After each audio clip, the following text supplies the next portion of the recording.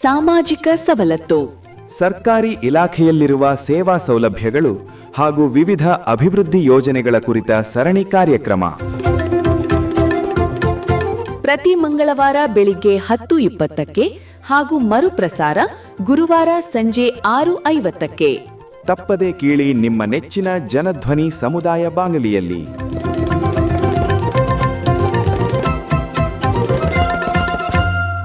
ಪ್ರೀತಿಯ ಕೇಳುಗರಿಗೆಲ್ಲ ನಮಸ್ಕಾರ. ನೀವು ಕೇಳ್ತಾ ಇದ್ದೀರಾ ಜನಧ್ವನಿ ರೇಡಿಯೋ. ಇದು 90.8 ಕಂಪನಾಂಕದಲ್ಲಿ ಸರಗೂರಿನಿಂದ ಪ್ರಸಾರವಾಗುತ್ತಿರುವ ಮೈಸೂರಿನ ಮೊಟ್ಟಮೊದಲ ಸಮುದಾಯ ರೇಡಿಯೋ.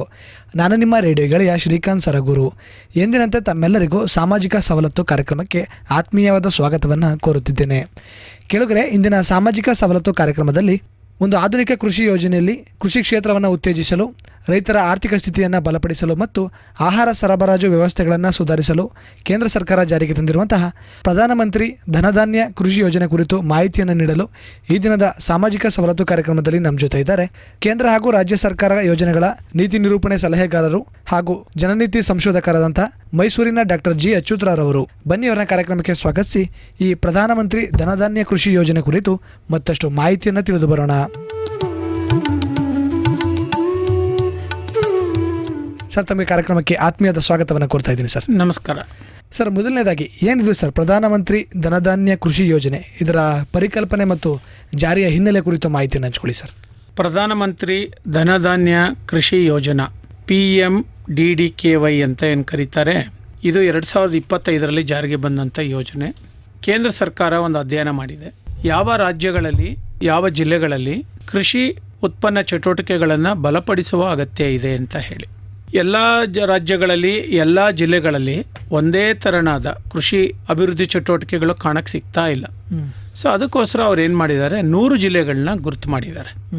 ಎಲ್ಲಿ ಉತ್ಪಾದಕತೆ ಕಡಿಮೆ ಇದೆ, ಎಲ್ಲಿ ಬೆಳೆಯ ಸಾಂದ್ರತೆಗಳ ಕಡಿಮೆ ಇದೆ, ಮತ್ತು ಎಲ್ಲಿ ಕೃಷಿ ಸಾಲ ವಿತರಣೆಗೆ ಬೇಡಿಕೆ ಕಡಿಮೆ ಇದೆ, ಕೊಡೋಕ್ಕಾಗ್ತಾ ಇಲ್ಲ ತಾಂತ್ರಿಕವಾಗಿ, ಅಂಥ ಜಿಲ್ಲೆಗಳನ್ನ ಗುರುತು ಮಾಡಿ ಅಲ್ಲಿ ಈ ಕಾರ್ಯಕ್ರಮನ ತರಬೇಕು ಅಂತ ಹೇಳಿ ಮಾಡಿರುವಂಥ ಕಾರ್ಯಕ್ರಮ ಇದು. ಇದು ಸಮಗ್ರವಾಗಿ ರೈತರಿಗೆ ಕೃಷಿಯಲ್ಲಿ ತೊಡಗಿಸಿಕೊಳ್ಳಲು ಬೇಕಾದಂತಹ ನೀತಿ ನಿರೂಪಣೆ ಇದೆ, ಸಾಂಸ್ಥಿಕ ಬೆಂಬಲ ಇದೆ, ಇಲಾಖೆಗಳ ಸಹಕಾರ ಇದೆ, ಮಾರುಕಟ್ಟೆಯ ಸೌಲಭ್ಯ ಮತ್ತು ಬೆಂಬಲ ಇದೆ. ಈ ಎಲ್ಲ ಅಂಶಗಳನ್ನ ಒಂದೇ ನೆಲೆಗಟ್ಟಿನಲ್ಲಿ ಬುನಾದಿಯಾಗಿ ಕೊಡಲಿಕ್ಕೆ ಸಾಧ್ಯ ಆಗಲಿ ಅಂಥೇಳಿ ರೂಪಿಸಿರುವಂತಹ ಯೋಜನೆ ಪ್ರಧಾನಮಂತ್ರಿ ಧನಧಾನ್ಯ ಕೃಷಿ ಯೋಜನೆ ಆಗಿದೆ. ಸರ್, ಹಾಗಿದ್ರೆ ಈ ಯೋಜನೆಯನ್ನು ಜಾರಿಗೆ ತಂದಿರುವಂತಹ ಪ್ರಮುಖ ಗುರಿ ಉದ್ದೇಶಗಳೇನು ಸರ್? ಒಂದನೇದಾಗಿ ರೈತರಲ್ಲಿ ಅವರ ಉತ್ಪಾದಕತೆಯ ಪ್ರಮಾಣವನ್ನು ಜಾಸ್ತಿ ಮಾಡಬೇಕು. ಈಗ ಹಿಂದೆ ಒಂದು ಕಾರ್ಯಕ್ರಮ ಇತ್ತು, 1 ಡ್ರಾಪ್ ಮೋರ್ ಕ್ರಾಪ್ ಅಂತ, 1 ಹನಿ ನೀರಿನಲ್ಲಿ ಜಾಸ್ತಿ ಉತ್ಪಾದನೆ ಮಾಡಬೇಕು ಅನ್ನೋ ಒಂದು ಕಾರ್ಯಕ್ರಮ ಇತ್ತು. ಮತ್ತು ಲ್ಯಾಬ್ ಟು ಲ್ಯಾಂಡ್ ಅಂತ ಒಂದು ಕಾರ್ಯಕ್ರಮ ಇತ್ತು, ಈಗಲೂ ನಡೀತಾ ಇದೆ. ಅದರ ಮುಂದುವರೆದ ಕಾರ್ಯಕ್ರಮ ಇದು. ಸೊ ಇಲ್ಲೇನಪ್ಪ ಅಂತ ಹೇಳಿದ್ರೆ, ಕೃಷಿ ಉತ್ಪಾದಕತೆ ಜಾಸ್ತಿ ಆಗಬೇಕು. ಈಗ ಬರ್ತಾ ಇರೋದು ಉತ್ಪಾದಕತೆ ಸಾಲದು. ಹಾಗಾಗಿ ಏನು ರೈತರು ಇವತ್ತು ಕಷ್ಟಪಡ್ತಾ ಇದ್ದಾರೆ, ಅದಕ್ಕೆ ಬರಬೇಕಾದಂಥ ಸಾರ್ಥಕವಾದ ಆದಾಯ ಬರ್ತಾ ಇಲ್ಲ, ಅದನ್ನು ಜಾಸ್ತಿ ಮಾಡಬೇಕು. ಕೃಷಿ ಅಂದಾಗ ಬರೀ ಹಿಂಗಾರು ಮುಂಗಾರು ಬೆಳೆ ಒಂದೇ ಅಲ್ಲ, ಕೃಷಿ ಜೊತೆಗೆ ನೀವು ತೋಟಗಾರಿಕೆ ನೋಡಬೇಕು, ಸಮನ್ವಯಗೊಳಿಸ್ಕೋಬೇಕು, ಪಶುಸಂಗೋಪನೆ ಸಮನ್ವಯಗೊಳಿಸ್ಕೋಬೇಕು, ಅದೇ ರೀತಿ ಮೀನುಗಾರಿಕೆ, ಅದಾದಮೇಲೆ ರೇಷ್ಮೆ ಕೃಷಿ, ಆಮೇಲೆ ಅರಣ್ಯ ಕೃಷಿ, ಕೃಷಿಗೆ ಸಂಬಂಧಪಟ್ಟ ಅರಣ್ಯ ಮರಗಳನ್ನ ಬೆಳೆಸ್ಕೊಳ್ಳೋದಿದೆ, ಫಾಡರ್ ಬೆಳೆಸ್ಕೊಳ್ಳೋದಿದೆ, ಆಮೇಲೆ ಜಲಾನಯನ ಅಭಿವೃದ್ಧಿ ಕಾರ್ಯಕ್ರಮಗಳಿದೆ. ಇವೆಲ್ಲವನ್ನು ಸಮನ್ವಯಗೊಳಿಸಿ ಕೊಟ್ಟಾಗ ರೈತರಿಗೆ ಏನಾಗುತ್ತೆ, ಎಲ್ಲ ರೀತಿಯ ಬೆಂಬಲಗಳು ಸಿಗತ್ತೆ, ಸಹಕಾರಗಳು ಸಿಗತ್ತೆ. ಆಗ ಅವರು ಹೆಚ್ಚಿನ ರೀತಿಯಲ್ಲಿ ಉತ್ಪಾದಕತೆಯಲ್ಲಿ ತೊಡಗಿಸ್ಕೊಳ್ಳಿಕ್ಕೆ ಸಾಧ್ಯ ಆಗುತ್ತೆ ಅಂತ ಗಮನಿಸಿದ್ದಾರೆ. ಈಗೇನಾಗಿದೆ ಅಂದರೆ, ಯಾವ ಜಿಲ್ಲೆಗಳಲ್ಲಿ ನೀರಾವರಿ ಚೆನ್ನಾಗಿದ್ದು ಅನಾದಿ ಕಾಲದಿಂದನೂ ಕೃಷಿ ಚಟುವಟಿಕೆಗಳು ಅತ್ಯುತ್ತಮವಾಗಿದೆ, ಆ ಜಿಲ್ಲೆಗಳಿಗೆ ಎಲ್ಲ ಪ್ರಯೋಜನಗಳು ಹೊಟ್ಟೋಗ್ತಾ ಇದೆ. ಸೊ ಅದಕ್ಕಾಗಿ ಈಗ ಸರ್ಕಾರ ಏನು ಯೋಚನೆ ಮಾಡ್ತೋ ಅಲ್ಲಿ ಕೊಡೋದು ನಾವು ಕೊಡ್ತಾ ಇದ್ದೀವಿ. ಆದರೆ ಹಿಂದುಳಿದಿರೋ ಕೃಷಿ ಉತ್ಪಾದಕತೆಯಲ್ಲಿ ಹಿಂದುಳಿದಿರುವಂಥ ಜಿಲ್ಲೆಗಳೇನಿದೆ ಅಲ್ಲಿನ ರೈತರಿಗೆ ನಾವೇನಾದ್ರು ಮಾಡಬೇಕಲ್ವ ಅಂತ ಹೇಳಿ ರೂಪಿಸಿರುವಂಥ ಕಾರ್ಯಕ್ರಮ ಇದು. ಸೊ ಹಾಗಾಗಿ ಈಗ ಪ್ರಾಯೋಗಿಕವಾಗಿ 100 ಜಿಲ್ಲೆಗಳನ್ನ ತೆಗೆದುಕೊಂಡಿದ್ದಾರೆ ರಾಷ್ಟ್ರದಾದ್ಯಂತ. ಸೊ ಇನ್ನೊಂದು ಅವ್ರು ಏನು ಹೇಳ್ತಾರಪ್ಪ ಅಂತ ಹೇಳಿದ್ರೆ, ಆ ಜಿಲ್ಲೆಗಳಲ್ಲಿ ಬಹುವಿಧ ಬೆಳೆಗಳನ್ನ ಮಾಡಲಿಕ್ಕೆ ನಾವು ಉತ್ತೇಜನ ಮಾಡೋಣ. ಈಗ ಕೆಲವು ಬೆಳೆಗಳು ಮಾಡ್ತಿದ್ರು, ಇದಾಗಲ್ಲ ಅಂತ ಸುಮ್ಮನೆ ಇದ್ಬಿಡ್ತಿದ್ರು. ಉದಾಹರಣೆಗೆ ಮಣ್ಣುನಲ್ಲಿ ಗುಣಮಟ್ಟ ಇಲ್ಲ, ಈ ಬೆಳೆ ಬಿಟ್ಟರೆ ಬೇರೆ ಮಾಡೋಕ್ಕಾಗಲ್ಲ, ನೀರಿನ ತೇವಾಂಶ ನಾವು ಮೇಂಟೈನ್ ಮಾಡೋಕ್ಕಾಗಲ್ಲ, ಅದಕ್ಕೆ ಈ ಬೆಳೆ ಮಾಡೋಕ್ಕಾಗಲ್ಲ, ಮತ್ತು ಕೃಷಿ ಮೂಲಭೂತ ಸೌಕರ್ಯಗಳು ನಮ್ಮ ಹತ್ರ ಇಲ್ಲ, ಮೂಲ ಸೌಕರ್ಯಗಳು ಇಲ್ಲ, ಅದಕ್ಕೆ ಇದು ನಮಗೆ ಮಾಡಲಿಕ್ಕಾಗಲ್ಲ. ಬ್ಯಾಂಕಿಗೆ ಹೋದರೆ ನಮಗೆ ಸಾಲ ಸಿಗ್ತಾ ಇಲ್ಲ, ಅದಕ್ಕಾಗೋದಿಲ್ಲ. ದಾಖಲಾತಿಗಳು ಸರಿ ಇಲ್ಲ, ಅದಕ್ಕೆ ನಮಗೆ ಮಾಡೋಕ್ಕಾಗಲ್ಲ ಅಂತ ಹಿಂದುಳಿತಾ ಇದ್ರು. ಈಗ ಅದಕ್ಕೆಲ್ಲ ಅವಕಾಶ ಏನಂದರೆ ಒಂದು ಸಾಂಸ್ಥಿಕ ರೂಪದಲ್ಲಿ ಆ ಜಿಲ್ಲೆಯ ರೈತರಿಗೆ ಎಲ್ಲ ರೀತಿ ಬೆಂಬಲ ಕೊಟ್ಟು, ಪುಷ್ಟಿ ಕೊಟ್ಟು, ಇದನ್ನು ಉತ್ಪಾದಕ ಚಟುವಟಿಕೆಯನ್ನು ಸಮನ್ವಯಗೊಳಿಸಿ ಸಮಗ್ರವಾಗಿ ಅಭಿವೃದ್ಧಿ ಆಗಬೇಕು ರೈತರು ಅಂತ ಯೋಚನೆ ಮಾಡ್ತಾ ಇದ್ದಾರೆ. ಸೊ ಇದು ನಾವು ಗಮನಿಸಬೇಕು. ಅದಾದಮೇಲೆ ಏನಂದರೆ ಹಾರ್ವೆಸ್ಟ್ ಆದಮೇಲೆ, ಕೊಯ್ಲು ಆದಮೇಲೆ ಅವ್ರಿಗೆ ಅನೇಕ ನೆರವುಗಳು ಬೇಕಾಗಿದೆ. ಈಗ ಉದಾಹರಣೆಗೆ ದಾಸ್ತಾನು ಮಳೆಗೆ ಬೇಕಾಗ್ಬೋದು. ಕೇವಲ ದಾಸ್ತಾನು ಮಳೆಗೆ ಸಾಕಾಗೋದಿಲ್ಲ, ಅದು ಹಾಳಾಗದೇ ಇರುತ್ತೆ, ಕೊಳತೋಗದೇ ಇರೋ ಹೊತ್ತಿನಲ್ಲಿ ಅವರಿಗೆ ಶೀತಲ ಘಟಕ ಬೇಕಾಗ್ಬೋದು, ಆ ಶೀತಲೀಕರಣ ಘಟಕ ವ್ಯವಸ್ಥೆ ಬೇಕಾಗ್ಬೋದು. ಅವನ್ನೆಲ್ಲ ಅಲ್ಲಿ ದೊರಕಿಸ್ಕೊಡ್ಬೇಕು. ಅದಕ್ಕೆ ಯೋಜನೆಗಳಿದೆ, ಅಗ್ರಿಕಲ್ಚರ್ ಟೆಕ್ನಾಲಜಿ ಮಿಷನಲ್ಲಿ ಯೋಜನೆಗಳಿದೆ. ಆದರೆ ರೈತರಿಗೆ ಅದನ್ನು ಪಡ್ಕೊಳ್ಳಬೇಕಾದಂಥ ಅರ್ಹತೆ ಬೇಕಲ್ಲ. ಈ ಯೋಜನೆಯಿಂದ ಅದನ್ನು ಮತ್ತು ಬೇಡಿಕೆಯನ್ನು ಈ ಯೋಜನೆಯಿಂದ ಉಂಟು ಮಾಡಿ ರೈತ ಅದನ್ನು ಸತ್ವಪೂರ್ಣವಾಗಿ ಪಡ್ಕೊಳ್ಳಿಕ್ಕೆ ಸಾಧ್ಯ ಆಗೋ ರೀತಿಯಲ್ಲಿ ಮಾಡಬೇಕು ಅನ್ನೋದು ಈ ಕಾರ್ಯಕ್ರಮದ ಮುಖ್ಯ ಉದ್ದೇಶ ಆಗಿದೆ. ಮತ್ತು ನಾಲ್ಕನೇದು ಏನಪ್ಪ ಅಂತ ಹೇಳಿದ್ರೆ, ಈ ಥರದ ಬೆಳೆಗಳು ಮಾಡಲಿಕ್ಕೆ ಬೇಕಾದಂತಹ ಮೂಲಭೂತ ನೀರಾವರಿ ಸೌಕರ್ಯಗಳೇನಿದೆ ಅದು ಮಾಡಿಕೊಡ್ಬೇಕು ಅಂತ. ಯಾಕಂದ್ರೆ ಅದಕ್ಕೊಂದು ಇನ್ಫ್ರಾಸ್ಟ್ರಕ್ಚರ್ ಬೇಕೇ ಬೇಕು. ತಡೆಗೋಡೆಗಳು ಬೇಕಾಗ್ಬೋದು, ಓಡ್ತಾ ಇರೋ ನೀರನ್ನ ನಿಲ್ಲಿಸುವಂಥ ಗೋಡೆಗಳಾಗ್ಬೋದು, ಚಿಕ್ಕ ಚಿಕ್ಕ ಕೃಷಿ ಹೊಂಡಗಳು ಮಾಡ್ಕೊಳ್ಳೋದು ಇರ್ಬೋದು, ಕಾಲುವೆಗಳು ಸರಿ ಇಲ್ಲ ಅಂದರೆ ಬಸಿ ಕಾಲುವೆಗಳು, ನೀರು ಕಾಲುವೆಗಳನ್ನ ಮತ್ತು ಅದನ್ನು ಪುನಶ್ಚೇತನ ಮಾಡೋದು ಇರ್ಬೋದು, ಕೆರೆಗಳನ್ನ ನಾವು ಹೂಳೆತ್ಸಿ ಅದನ್ನು ಸಿದ್ಧ ಮಾಡ್ಕೊಳ್ಳೋದು ಇರ್ಬೋದು. ಇದರಿಂದ ಏನಾಗುತ್ತೆ ಅಂದರೆ ರೈತನಿಗೆ ಒಂದು ಖಾತ್ರಿ, ಇಷ್ಟು ನನಗೆ ನೀರು ಸಿಕ್ಕೇ ಸಿಗತ್ತೆ, ಮಳೆ ಬಿದ್ದಾಗ ಇಷ್ಟು ನೀರನ್ನ ನಾನು ಓಡೋ ನೀರನ್ನ ನಿಲ್ಲಿಸ್ತೀನಿ, ನಿಲ್ಲೋ ನೀರನ್ನ ಇಂಗಿಸ್ತೀನಿ ಅನ್ನೋ ಒಂದು ಭರವಸೆ ಆತನಿಗೆ ಬಂದಾಗ ಅವನು ಬಾಕಿದಕ್ಕೆಲ್ಲ ಕೈ ಜೋಡಿಸ್ತಾರೆ. ಸೊ ಅವಾಗೇನಾಗತ್ತೆ, ಈ ಕೃಷಿ ಮುಖಾಂತರ ಅನೇಕ ಜೀವ ವೈವಿಧ್ಯತೆ ಅಂಶಗಳು ಅಲ್ಲಿ ಸ್ಟಾರ್ಟ್ ಆಗತ್ತೆ, ಪ್ರಾರಂಭ ಆಗತ್ತೆ ಅಲ್ವಾ. ಈ ಒಂದು ಅಂಶಗಳನ್ನ ಅರ್ಥ ಮಾಡ್ಕೊಳ್ಬೇಕು ನಾವು.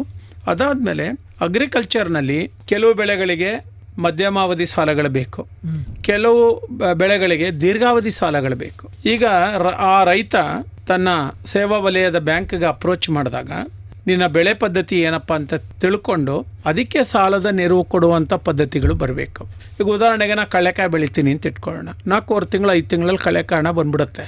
ನನಗೆ 12 ತಿಂಗಳ ಕ್ರೆಡಿಟ್ ಬೇಕಾಗಿಲ್ಲ, ನನಗೆ 2 ಸರ್ತಿ ಬೇಕಾಗತ್ತೆ. ಈಗ 12 ತಿಂಗಳ ಕ್ರೆಡಿಟ್ ಬ್ಯಾಂಕ್ ಅವ್ರು ಕೊಡ್ತಾರೆ, ಆದರೆ 12 ತಿಂಗಳಿಗೂ ಬಡ್ಡಿ ಹಾಕ್ತಾರೆ.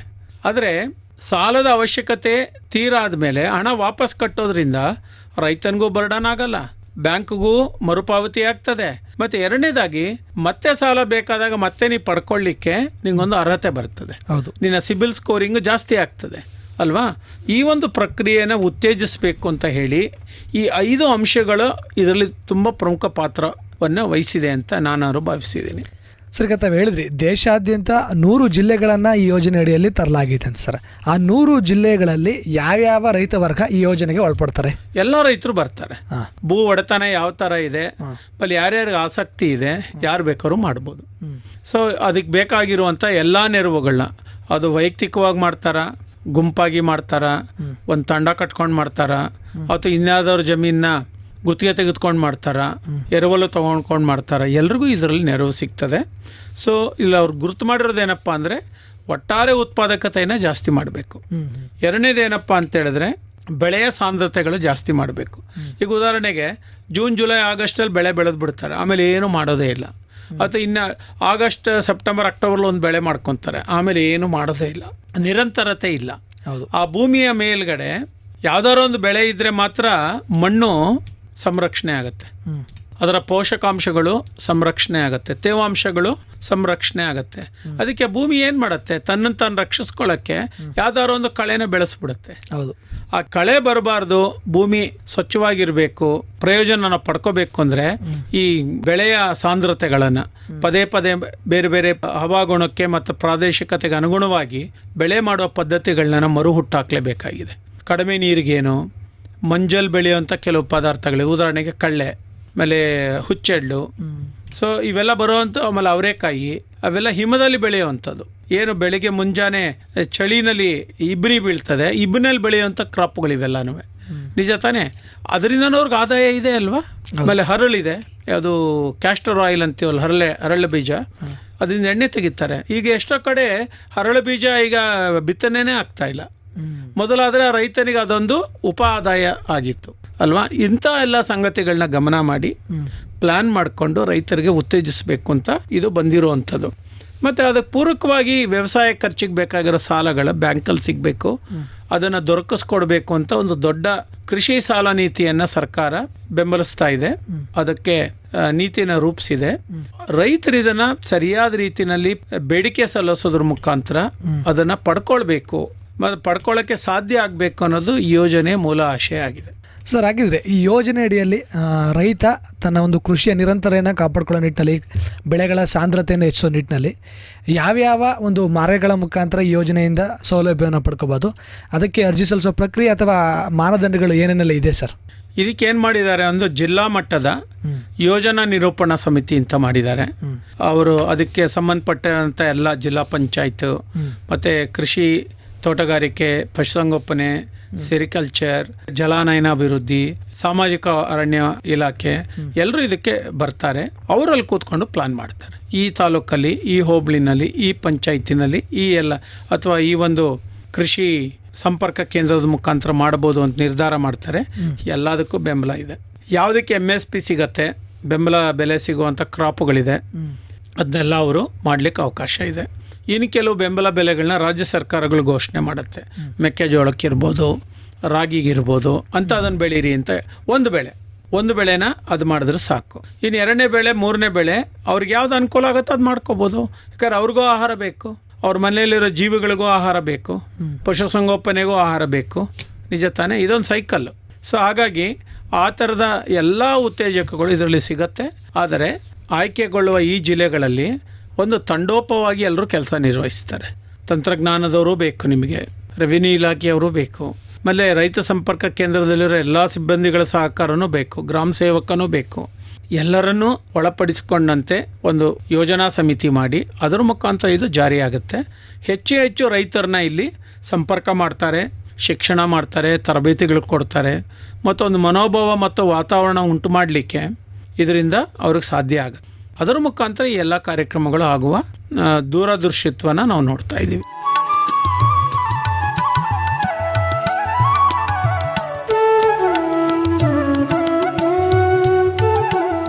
ಸರ್, ಹಾಗಿದ್ರೆ ಈ ಯೋಜನೆ ಮುಖಾಂತರ ಸಮಗ್ರವಾಗಿ ಆಗಿರ್ಬೋದು ಅಥವಾ ವೈಯಕ್ತಿಕವಾಗಿ ರೈತ ಏನೆಲ್ಲ ಪ್ರಯೋಜನಗಳನ್ನು ಭವಿಷ್ಯದಲ್ಲಿ ಪಡ್ಕೋಬೋದು ಸರ್?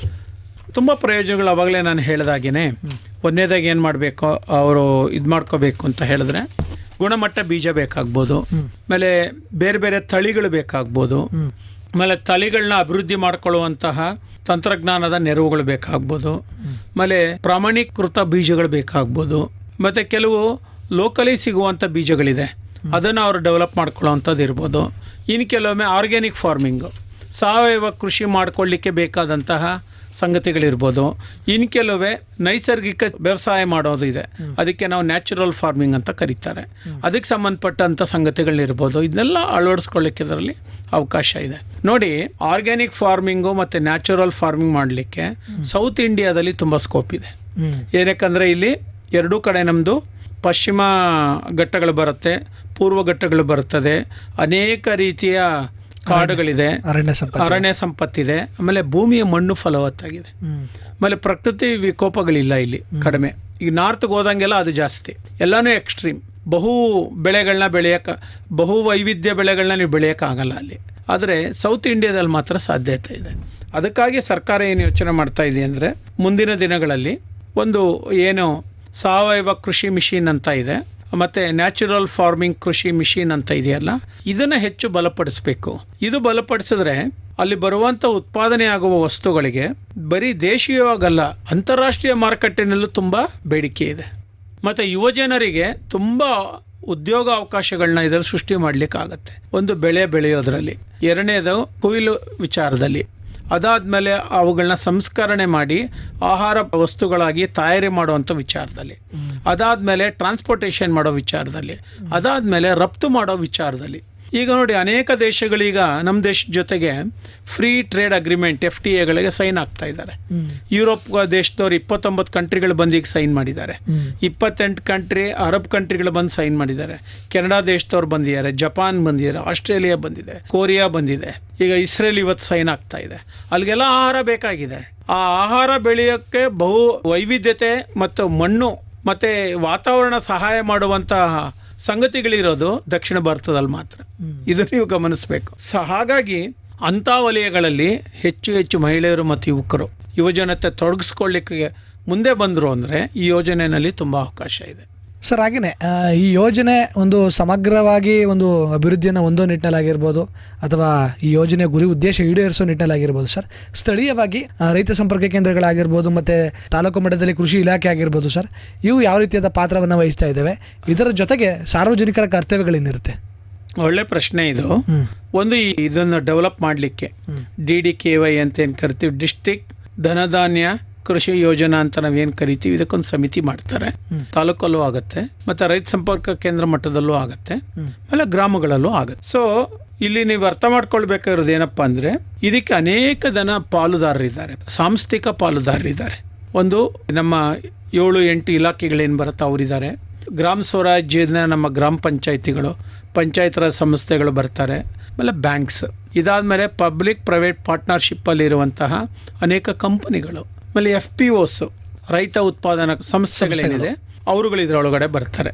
ಇವ್ರನ್ನೆಲ್ಲ ನಾವು ಸ್ಟೇಕ್ ಹೋಲ್ಡರ್ಸ್ ಕನ್ಸಲ್ಟೇಷನ್ ಅಂತ ಕರಿತೀವಿ. ಅವರೆಲ್ಲ ಇದರಲ್ಲಿ ಭಾಗಿಯಾಗ್ತಾರೆ. ಉತ್ಪಾದನೆ ಯಾರಾದರೂ ಮಾಡ್ಕೊಳ್ಳಿ, ಅದನ್ನು ಸಂಗ್ರಹಣೆ ಮಾಡಿ ಅದಕ್ಕೊಂದು ಮೌಲ್ಯವರ್ಧನೆ ಮಾಡಿ ಮಾರ್ಲಿಕ್ಕೆ ಇನ್ನಾರು ಬೇರೆಯವರು ಬರ್ತಾರೆ. ಆಮೇಲೆ ನೆರವುಗಳು ಒದಗಿಸ್ಕೊಳ್ಳಿಕ್ಕೆ ಅಧಿಕಾರಿಗಳ ತುದಿಗಾಲಲ್ಲಿ ನಿಂತಿದ್ದಾರೆ. ಯಾಕಂದರೆ ಎಲ್ಲನೂ ಇದು OTP ಬೇಸ್ಡು ಮತ್ತು ಡಿಮಾಂಡ್ ಡ್ರಿವನ್. ಯಾರು ಬೇಡಿಕೆ ಸಲ್ಲಿಸ್ತಾರೋ ಅವ್ರಿಗೆ ದೊರಕಿಸ್ಕೊಡ್ಬೇಕು ಸಕಾಲದಲ್ಲಿ ಅಲ್ವಾ, ಅದನ್ನು ಅಧಿಕಾರಿಗಳು ಮಾಡಬೇಕು. ಆಮೇಲೆ ಅವ್ರಿಗೆ ಬೇಕಾಗಿರೋ ಸಂಪನ್ಮೂಲ ಒದಗಣೆ ಅದನ್ನು ಮಾಡೋಕ್ಕಾಗೋದು ಬ್ಯಾಂಕ್ ಮಾತ್ರ. ಸೊ ಬ್ಯಾಂಕ್ನಲ್ಲಿ ನೀತಿ ಇದೆ, ನಬಾರ್ಡ್ ನೀತಿ ಇದೆ, RBI ನೀತಿ ಇದೆ. ಪ್ರತಿ ಗ್ರಾಮೀಣ ಪ್ರದೇಶದಲ್ಲಿರುವ ಯಾವುದೇ ಬ್ಯಾಂಕ್ ಶಾಖೆಯು 40-45% ಅವರ ಸಾಲ ನೀಡುವ ಕಾರ್ಯಕ್ರಮ ಕೃಷಿ ಆದ್ಯತೆ ವಲಯಕ್ಕೆ ಕೊಡಬೇಕು ಅಂತ ನಿಯಮ ಇದೆ. ಅವರೆಲ್ಲ ಹುಡುಕ್ತಾ ಇದ್ದಾರೆ ಯಾವ ರೈತರು ಕೊಡೋದು, ಹೊಸ ಹೊಸ ಪರಿಕಲ್ಪನೆಯೊಂದಿಗೆ ನಮ್ಮ ಜೊತೆ ಬಂದು ಚರ್ಚೆ ಮಾಡಿ ನಾನು ನಿಮಗೆ ಲೋನ್ ಪ್ರೊಸೆಸ್ ಮಾಡಿಕೊಡ್ತೀವಿ ಅಂತ ಕೇಳ್ತಾ ಇದ್ದಾರೆ. ಅವರೆಲ್ಲ ಅದರೊಳಗಡೆ ಬರ್ತಾರೆ. ಸೊ ಅದಾದಮೇಲೆ ಬರೋದೇನಪ್ಪ ಅಂತ ಹೇಳಿದ್ರೆ ಕೃಷಿ ವಿಜ್ಞಾನ ಕೇಂದ್ರ, ಪ್ರತಿ ಜಿಲ್ಲೆಯಲ್ಲಿರೋ ಕೃಷಿ ವಿಜ್ಞಾನ ಕೇಂದ್ರ ಮತ್ತು ರೈತ ಸಂಪರ್ಕ ಕೇಂದ್ರಗಳ ಪ್ರಧಾನ ಪಾತ್ರ. ಅವರು ಯಾವ್ಯಾವ ಥರದ ಬಹುವಿಧ ಬೆಳೆಗಳನ್ನ ಮಾಡ್ಬೋದು, ಸಮಗ್ರ ಬೆಳೆ ಪದ್ಧತಿಗಳನ್ನ ಅಳವಡಿಸ್ಕೊಳ್ಬೋದು, ಮತ್ತು ಕೃಷಿ ಪೂರಕ ಚಟುವಟಿಕೆಗಳು ಇನ್ನೇನೇನು ನಂಬ್ಕೋಬೋದು. ಯಾಕಂದ್ರೆ ಅದರಲ್ಲೆಲ್ಲದರಲ್ಲೂ ರೈತನಿಗೆ ಶ್ರಮ ಇದೆ ಮತ್ತು ಆದಾಯ ಬರಲೇಬೇಕು. ಒಟ್ಟಾರೆ ಎಲ್ಲದರಲ್ಲೂ ಆದಾಯ ಬಂದಾಗ ಮಾತ್ರ ಅವನಿಗೆ ವಾರ್ಷಿಕ ಆದಾಯ ಆಗ್ತದೆ, ಅದು ಕುಟುಂಬದ ಆದಾಯ ಆಗ್ತದೆ. ಅದರಲ್ಲೂ ಅವರು ಯಾವ ರೀತಿ ಮಾಡಬೇಕು ಪಡ್ಕೋಬೋದು ಅನ್ನೋ ವಿಚಾರಗಳಿದೆ. ಅದಾದಮೇಲೆ ಪ್ರತಿ ಒಂದು ಪ್ರದೇಶದಲ್ಲಿ ಒಂದು ಜಿಲ್ಲೆ ತಾಲೂಕು ತೆಗೆದುಕೊಂಡ್ರೆ, ಒಂದು ರೈತ ಸಂಪರ್ಕ ಕೇಂದ್ರ ತೆಗೆದುಕೊಂಡ್ರೆ ಅಲ್ಲಿ ಬೇರೆ ಬೇರೆ ಥರದ ವಾತಾವರಣ ಇದೆ, ಆಮೇಲೆ ನೀರಿನ ಮೂಲಗಳಿದೆ, ಕೃಷಿ ಪದ್ಧತಿಗಳಿದೆ, ಆಮೇಲೆ ವ್ಯವಸಾಯ ಮಾಡುವ ಕೃಷಿ ಕೂಲಿ ಕಾರ್ಮಿಕರ ಕೌಶಲ್ಯಗಳಿದೆ, ಆಮೇಲೆ ನಂಬಿಕೆಗಳಿದೆ, ವಿಚಾರಗಳಿದೆ ಅಲ್ವಾ. ಅದನ್ನೆಲ್ಲ ಗಮನದಲ್ಲಿ ಇಟ್ಕೊಂಡು ನಾವಿಲ್ಲಿ ಕೃಷಿ ಚಟುವಟಿಕೆ ಮಾಡಲಿಕ್ಕೆ ಮರು ಹುಟ್ಟಾಕಬೇಕು. ಅವ್ರದ ವಾರ್ಷಿಕ ಕೃಷಿ ಕ್ಯಾಲೆಂಡರ್ನ ಏನೋ ಮಾಡ್ಕೊಳ್ಬೇಕು, ಅಲ್ಲಿ ಅವ್ರ ಜೊತೆ ಕೂತ್ಕೊಂಡು ಮಾಡಬೇಕು ಅನ್ನೋದು ಇದೆ. ಸೊ ಇದು ವೆರಿ ವೆರಿ ಇಂಪಾರ್ಟೆಂಟು. ಆಮೇಲೆ ಜೀವ ವೈವಿಧ್ಯತೆಯೂ ಗಮನದಲ್ಲಿ ಇಟ್ಕೊಂಡು ನಾವು ಮಾಡಬೇಕು. ಯಾವುದೋ ಕ್ರಾಪ್ನ ಎಲ್ಲೋ ನಾವು ಮಾಡಲಿಕ್ಕಾಗಲ್ಲ. ಈಗ ಕಾಡಂಚಿನ ಗ್ರಾಮದಲ್ಲಿ ಹೋಗಿ ಯಾವ್ಯಾವುದೋ ಬೆಳೆಗಳು ಮಾಡಲಿಕ್ಕಾಗಲ್ಲ. ವನ್ಯ ಪ್ರಾಣಿಗಳಿಂದ ತೊಂದರೆ ಆಗದೇ ಇರೋವಂಥ ಬೆಳೆಗಳನ್ನೇ ಅವರು ಯೋಚನೆ ಮಾಡಬೇಕು ಅಲ್ವಾ. ಸೊ ಈ ಥರದ್ದೆಲ್ಲ ಅದರಲ್ಲಿ ಬರ್ತಾ ಇದೆ. ಮತ್ತು ಅದಕ್ಕಿಂತ ಹೆಚ್ಚಾಗಿ ನಮ್ಮ ಕೆಲವು ರಾಷ್ಟ್ರೀಯ ಆದ್ಯತೆಗಳಿದೆ. ಒಂದು ಸುಸ್ಥಿರ ಆಹಾರ ಭದ್ರತೆ, ಆಮೇಲೆ ಪೌಷ್ಟಿಕಾಂಶ ಇರಬೇಕು, ಗುಣಮಟ್ಟ ಇರಬೇಕು, ಮತ್ತು ಎಲ್ಲರಿಗೂ ಬೆಲೆ ಕೈಗೆಟುವ ರೀತಿಯಲ್ಲಿ ಬೆಲೆಗೆ ಅದು ಸಿಗೋಂಗಾಗಬೇಕು. ನಮ್ಮದು ಪೂರೈಕೆ ಆದಮೇಲೆ ಆರ್ಥಿಕವಾಗಿ ಸಶಕ್ತೀಕರಣ ಆಗಲಿಕ್ಕೆ ರಫ್ತು ಮಾಡಲಿಕ್ಕೂ ಆಗಬೇಕು. ರಫ್ತು ಅಂದಾಗ ಅದರದೇ ಆದ ಮಾನದಂಡಗಳಿದೆ, ಗುಣಾತ್ಮಕ ಮಾನದಂಡಗಳಿದೆ ಅಲ್ವಾ. ಅವುಗಳನ್ನ ಗಮನದಲ್ಲಿ ಇಟ್ಕೊಂಡು ಯಾವ ರೀತಿ ಮಾಡಬೇಕು ಅನ್ನೋ ವಿಚಾರಗಳನ್ನ ದೃಷ್ಟಿಕೋನ ಮನೋಭಾವ ಉಂಟು ಮಾಡೋದು ಇದರಲ್ಲಿ ಅಡಗಿದೆ. ಇದನ್ನು ನಾವು ಗಮನ ಮಾಡಬೇಕು. ಆಮೇಲೆ ಇನ್ನೊಂದು ಮುಖ್ಯವಾಗಿ ರೈತರಿಗೆ ಗಮನ ಕೊಡಬೇಕಾಗಿರೋದು ನೀರು ಮತ್ತು ಮಣ್ಣಿನ ಸಂರಕ್ಷಣೆ. ಈಗ ಇತ್ತೀಚೆಗೆ ಒಂದು ಗಮನ ಮಾಡಿದ್ದೀವಿ, 100 ತರಕಾರಿನ ರಫ್ತು ಮಾಡೋಕ್ಕೆ ಹೋದರೆ ಅದರಲ್ಲಿ 16 ತರಕಾರಿಗಳ ಮಾತ್ರ ಮಾನದಂಡದ ಒಳಗಡೆ ಇದೆ. ಇನ್ನೆಲ್ಲ ತರಕಾರಿ ರಫ್ತನ್ನು ರಿಜೆಕ್ಟ್ ಮಾಡಿದ್ದಾರೆ. ಏನಕ್ಕಾಗಂದರೆ ಏನು ಅದರಲ್ಲಿ ಅವರು ಅಲೋ ಮಾಡ್ತಾರೆ ಅದಕ್ಕಿಂತ ಜಾಸ್ತಿ ಕೆಮಿಕಲ್ಸ್ ಇದೆ, ಇದರಲ್ಲಿ ಇಂಪ್ಯೂರಿಟೀಸ್ ಇದೆ, ಇದು ನಾವು ರಫ್ತು ಮಾಡೋಕ್ಕಾಗಲ್ಲ, ನಾವು ತೊಗೊಳ್ಳಲ್ಲ ಅಂತ ರಿಜೆಕ್ಟ್ ಮಾಡಿಬಿಟ್ಟಿದ್ದಾರೆ. ಅದು ಆಗಬಾರ್ದು. ರೈತರಿಗೆ ಅದನ್ನ ಹೇಳ್ಕೊಡ್ಬೇಕು ನಾವು. ನೋಡಿ, ಈ ಒಂದು ಕೀಟನಾಶಕ ಈ ಪ್ರಮಾಣಕ್ಕಿಂತ ಜಾಸ್ತಿ ಆದರೆ ಆಹಾರದಲ್ಲಿ ಅದು ಬರ್ತದೆ. ನಾಳೆ ಪರೀಕ್ಷೆ ಮಾಡಿದಾಗ ನೋಡಿ ಈ ಥರ ಆಗುತ್ತೆ. ಅದಕ್ಕೆ ರೈತ ಸಂಪರ್ಕದ ಕೇಂದ್ರದವರು ಕಿಟ್ ತೊಗೊಂಡೋಗಿ ಅಲ್ಲೇ, ಈಗ ಉದಾಹರಣೆಗೆ ಒಂದು ತರಕಾರಿ ಬೆಳೆದಿದ್ದಾರೆ, ಒಂದು ಇಷ್ಟು ತರಕಾರಿನ ತೊಗೊಂಡು ಅಲ್ಲಿ ತೋರಿಸ್ಬೇಕು, ನೋಡಿ ಇಷ್ಟು ಈಗ ಇದರಲ್ಲಿ ಈ ಥರ ಇದೆ, ಹಾಲಿನಲ್ಲಿ ಇಷ್ಟು ಕೆಮಿಕಲ್ಸ್ ಇದೆ, ಇನ್ನೂ ಹಣ್ಣಲ್ಲಿ ಈ ಥರ ಕೆಮಿಕಲ್ಸ್ ಇದೆ ಅಂತ ತೋರಿಸ್ಕೊಟ್ಟಾಗ ರೈತನಲ್ಲಿ ಏನಾಗುತ್ತೆ, ಮನೋಭಾವ ಬದಲಾವಣೆ ಬರ್ತದೆ. ಅತಿಯಾಗಿ ಹಾಕ್ಬಿಡ್ತಾರೆ. ಈಗ ನಿಗದಿತ ಪ್ರಮಾಣ ಬೇರೆ, ಶಿಫಾರಸಿನ ಪ್ರಮಾಣ ಬೇರೆ, ಇನ್ನೂ ಜಾಸ್ತಿ ಬರಲಿ ಬಿಡೋ, ಏನೋ ಆಗೋದಿಲ್ಲ ಅಂತ ರೈತರು ಅಂದ್ಕೊಂಬಿಟ್ಟಿದ್ದಾರೆ. ಅಲ್ಲಿ ಅವ್ರಿಗೆ ಆರ್ಥಿಕವಾಗೂ ನಷ್ಟ. ಹೌದು. ಮತ್ತು ಎರಡನೇದಾಗಿ ಅಧಿಕ ಆಗೋದ್ರಿಂದ ಅದನ್ನು ಬಳಸುವ ವ್ಯಕ್ತಿಗಳ ಆರೋಗ್ಯಕ್ಕೂ ದುಷ್ಪರಿಣಾಮ ಉಂಟು ಮಾಡ್ತಾ ಇದೆ. ಈ ಹಂತದಲ್ಲಿ ರೈತರನ್ನ ನಾವು ಎಜುಕೇಟ್ ಮಾಡಿ ಅವ್ರಿಗೆ ಸರಿಯಾದ ತಿಳುವಳಿಕೆಯನ್ನು ನಾವು ಕೊಡಬೇಕಾಗಿದೆ. ಮತ್ತು ಮುಖ್ಯವಾಗಿ ಈಗ ಎಕ್ಸ್ಪೆನ್ಷನ್ ಆಗಬೇಕಾಗಿರೋದೇನೆಂದರೆ, ಏನೋ ಬೆಳ್ಕೊಟ್ರೆ ತಗೊಳ್ತಾ ಇದ್ದಾರೆ, ತಿಂತಾರೆ ಅನ್ನೋ ಪದ್ಧತಿಗಳೆಲ್ಲ ಹೋಯ್ತೀಗ. ಜನರಿಗೆ ಈಗ ಏನಾಗಿದೆ, ಆರೋಗ್ಯ ಕಾಳಜಿ ಜಾಸ್ತಿ ಆಗಿದೆ.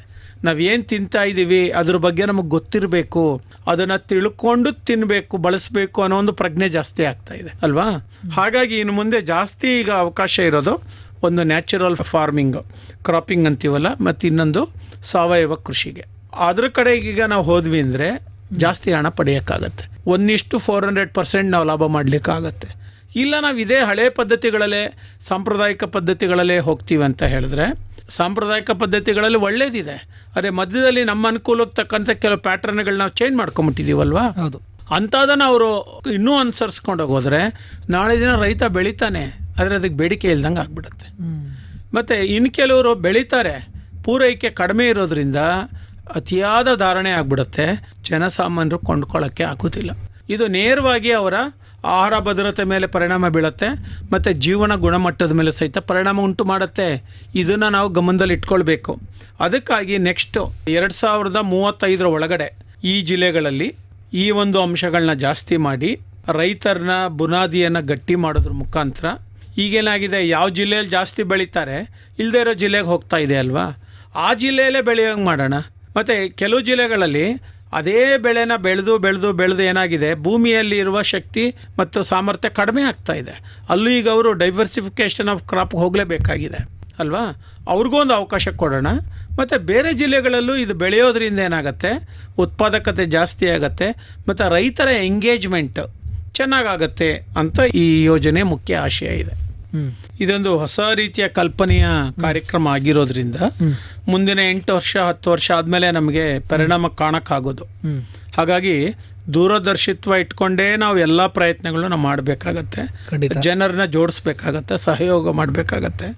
ಅದಕ್ಕೋಸ್ಕರ ಇಲ್ಲಿ ಏನು ಮಾಡಿದೆ ಅಂದರೆ, ನಮ್ಮ ದೇಶದ ನೀತಿ ಆಯೋಗ ಅಂತ ಏನು ಸಂಸ್ಥೆ ಇದೆ ಅಲ್ಲ, ಇವರು ಇದರಲ್ಲಿ ಪ್ರಮುಖ ಪಾತ್ರವನ್ನು ವಹಿಸ್ತಾ ಇದ್ದಾರೆ. ಮತ್ತು ಎಲ್ಲ ರೀತಿಯ ಕಾರ್ಯತಂತ್ರ ಮಾರ್ಗದರ್ಶಿಕೆಯನ್ನು ಕೇಂದ್ರ ಸರ್ಕಾರ ಇದಕ್ಕಾಗಿ ಸಿದ್ಧ ಮಾಡಿದೆ. ಸೊ ಅದು ನಮಗೆಲ್ಲ ಸಿಗತ್ತೆ. ಆಮೇಲೆ ಜಿಲ್ಲೆ ತಾಲೂಕು ಮಟ್ಟದಲ್ಲಿ ಅನೇಕ ರೀತಿಯ ಸಾಮರ್ಥ್ಯ ವರ್ಧನೆ ಕಾರ್ಯಕ್ರಮಗಳು ಮಾಡಲಿಕ್ಕೆ ಸಹಿತ ಇದೆಲ್ಲ ಅವಕಾಶ ಮಾಡಿಕೊಟ್ಟಿದ್ದಾರೆ. ಆಮೇಲೆ ಪ್ರತಿ ಜಿಲ್ಲೆಯಲ್ಲಿ ಏನು ಕಾರ್ಯಪ್ರಗತಿ ಆಗಿದೆ ಅಂತ ಹೇಳಿ ಗಮನ ಮಾಡಲಿಕ್ಕೆ ಅದರದೇ ಆದ ಒಂದು ಟ್ರ್ಯಾಕರ್ಸ್ನ ಡೆವಲಪ್ ಮಾಡಿದ್ದಾರೆ. ಅದಾದಮೇಲೆ ಡ್ಯಾಶ್ ಬೋರ್ಡ್ ಇದೆ. ಡ್ಯಾಶ್ ಬೋರ್ಡಲ್ಲೂ ನಮಗೆ ಎಲ್ಲ ಪ್ರಗತಿಗಳು ಕಾಣುತ್ತೆ. ಮತ್ತು ಪ್ರತಿ ಜಿಲ್ಲೆಯಿಂದ ಏನು ಯೋಜನೆಗಳು ತಯಾರಾಗತ್ತಲ್ಲ, ಇದನ್ನು ಪರಿಶೀಲನೆ ಮಾಡಿ, ಪರಾಮರ್ಶೆ ಮಾಡಿ, ಮಾರ್ಗದರ್ಶನ ಮಾಡಲಿಕ್ಕೆ ವ್ಯವಸ್ಥೆ ಮಾಡಿದ್ದಾರೆ. ಮುಖ್ಯವಾಗಿ ಕೇಂದ್ರ ಮತ್ತು ರಾಜ್ಯ ಸರ್ಕಾರಗಳ ರಾಜ್ಯದ ಏನೋ ಕೃಷಿ ವಿಶ್ವವಿದ್ಯಾನಿಲಯಗಳಿದೆ, ಆಮೇಲೆ ಕೃಷಿ ವಿಜ್ಞಾನ ಕೇಂದ್ರಗಳಿದೆ, ಅವರು ಇದರಲ್ಲಿ ಟೆಕ್ನಿಕಲ್ ಪಾರ್ಟ್ನರ್ಸ್. ಆಯಿತಾ, ಇದನ್ನು ನಾವು ಗಮನದಲ್ಲಿ ಇಟ್ಕೋಬೇಕು. ಹಾಗಾಗಿ ಆದಷ್ಟು ಈಗ ನಾವೇನು ಮಾಡಬೇಕಂದ್ರೆ, ಸ್ಥಳೀಯವಾಗಿ ಸಿಗುವಂತಹ ಎಲ್ಲ ವೈಜ್ಞಾನಿಕ ಅಂಶಗಳನ್ನ ಗಮನದಲ್ಲಿ ಇಟ್ಕೊಂಡು ಒಂದು ಹೊಸ ಚೇತನ ಕೊಡಬೇಕು.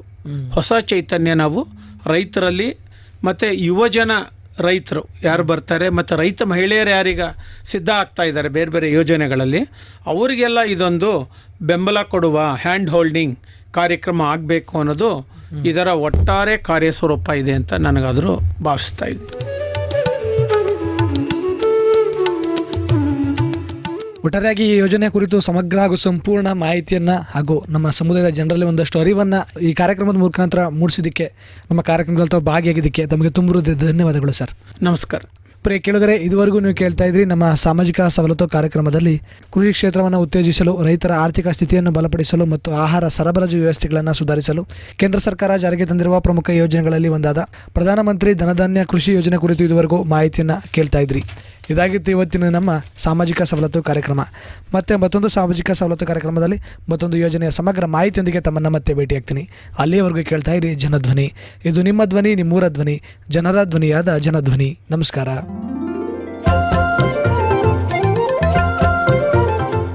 ಸಾಮಾಜಿಕ ಸವಲತ್ತು. ಸರ್ಕಾರಿ ಇಲಾಖೆಯಲ್ಲಿರುವ ಸೇವಾ ಸೌಲಭ್ಯಗಳು ಹಾಗೂ ವಿವಿಧ ಅಭಿವೃದ್ಧಿ ಯೋಜನೆಗಳ ಕುರಿತ ಸರಣಿ ಕಾರ್ಯಕ್ರಮ. ಪ್ರತಿ ಮಂಗಳವಾರ ಬೆಳಿಗ್ಗೆ 10:20ಕ್ಕೆ ಹಾಗೂ ಮರುಪ್ರಸಾರ ಗುರುವಾರ ಸಂಜೆ 6:50ಕ್ಕೆ.